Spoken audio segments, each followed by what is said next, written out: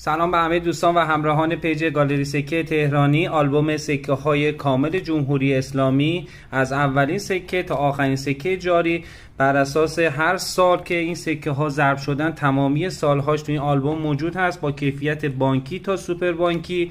دوستانی که علاقه‌مند به جمع‌آوری کلکسیون هستن این یه آیتم خیلی خوبی هستش که مجموعه کامل سکه های جمهوری اسلامی رو داشته باشن. فقط یک ریال دماوند سال 76 که سکه کمیابی هست داخل این مجموعه نیست، بقیه سکه ها با کیفیت بانکی تا سوپر بانکی تو این آلبوم هستش.